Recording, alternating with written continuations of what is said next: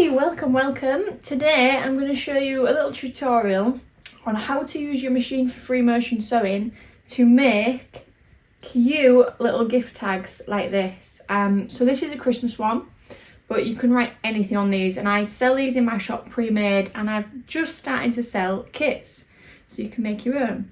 So if you are following along this video from my kit instructions, then welcome. If you don't have my kit, don't worry, you can still join in, but I will put the link to my kit in the description as soon as it's available.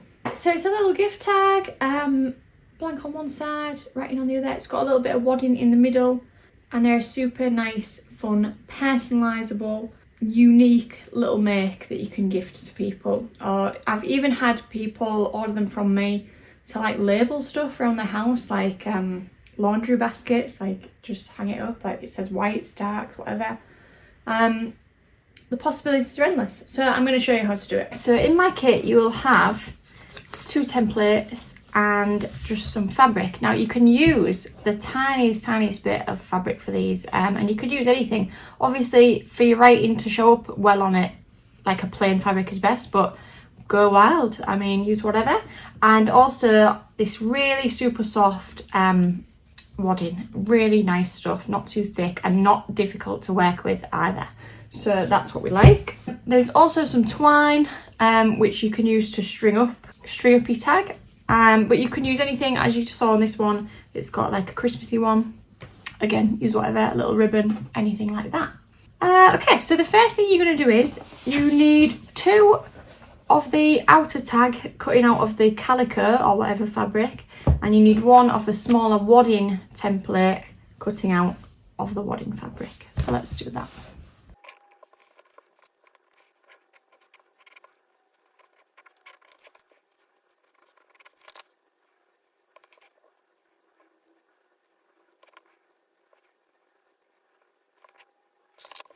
Those, I would say use your fabric pen included in your kit to write on the greeting that you want. Maybe try it on a piece of paper first. You could write it on your template to see how it would be spaced on there, and then write it on your piece. These just iron off. If you iron them, the pen erases, so don't worry if you mess it up, just iron it and it'll disappear and you can do it again. Personally, I just freehand it. But I recommend, if it's your first go, just write it out and then you can just follow it on the machine super simply. So I've actually had an order for some of these that say Merry Christmas to various members of the family, so I'm going to do one now. So here is my machine. So as you can see, I've got a Freemotion foot on here, which just looks something like this. So it's got a little hole. You can get these that are bigger, with plastic ones. Let me get one actually. So here's one that I've got that fits a brother machine, and as you can see, that little window is a lot bigger. So you might find that easier if you're a newer person. And obviously these have got different attaching mechanisms. I couldn't put that on my machine because it's not the right type of foot.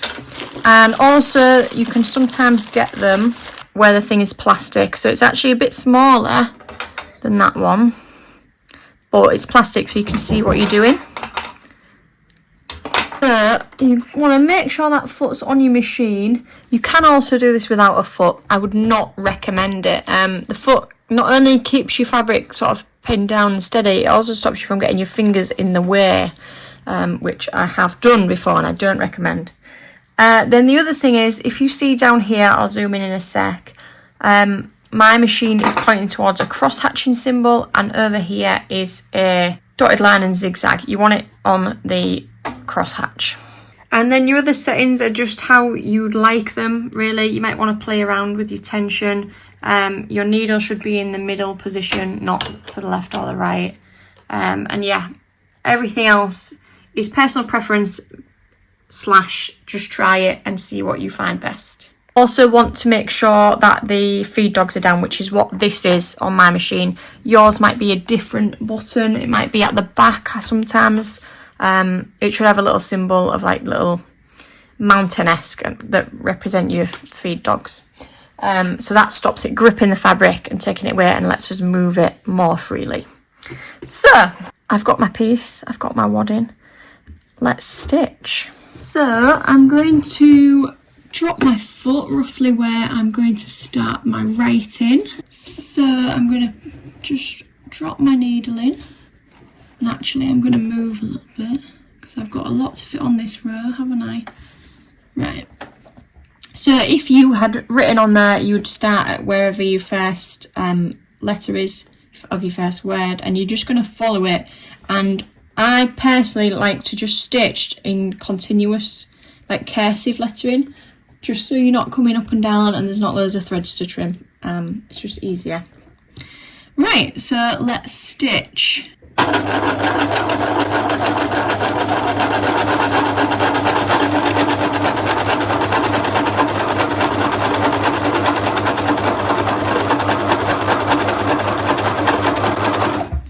Right, so I've got the word merry there, and then what I like to do is go back on myself because it just provides a nice chunkier line of stitching. So I'm going to retrace my steps.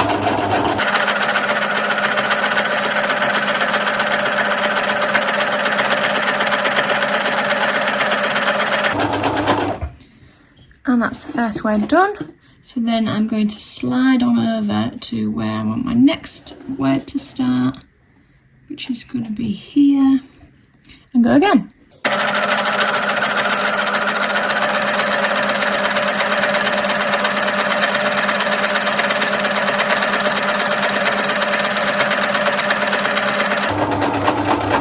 There we go. So that's the first line done, and then I'm going to come down here for the mum part, and I'm going to make this a little bit bigger to fill up the space a bit more.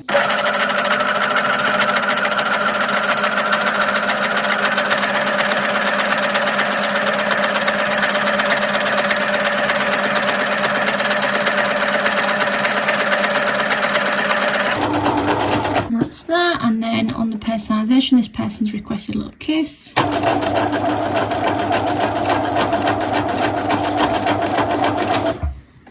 And there we go. So that's my writing done. So now I'm going to trim, which I recommend these kind of snips for, which I do actually sell on my shop.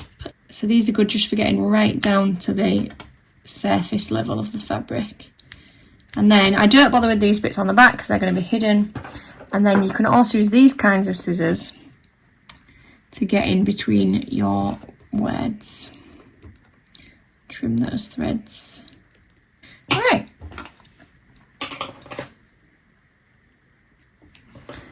Now we're going to attach the back piece. So all you do here is sandwich that inside like that. Make sure it all lines up nicely. And then you can change your foot back to your regular foot for this, but I just keep it on, to be honest. Especially if I'm doing a few, I just want to carry on going. But that's personal preference. And don't worry about these frayed edges because we're going to sort them out. So I come on my first side and I'm just going to follow the edge around basically. So I'm holding it. You can pin it for this step. I just like to hold it. And we're just going to follow the edge.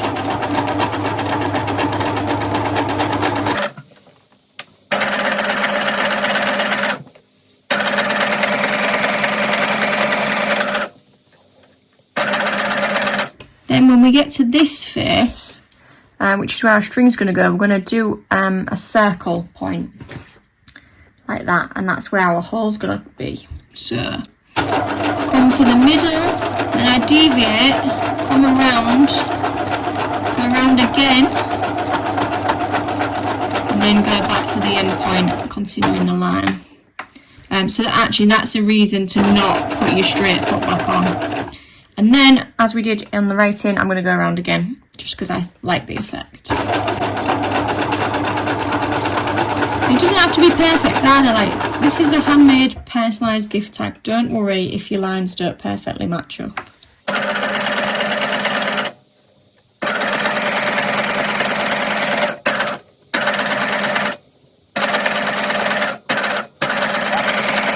See, I just went a little bit wonky there, but it's okay. Trim those, and then you can neaten up your edges with a pair of sharp scissors. So I just like to get the strays, just take a little bit off.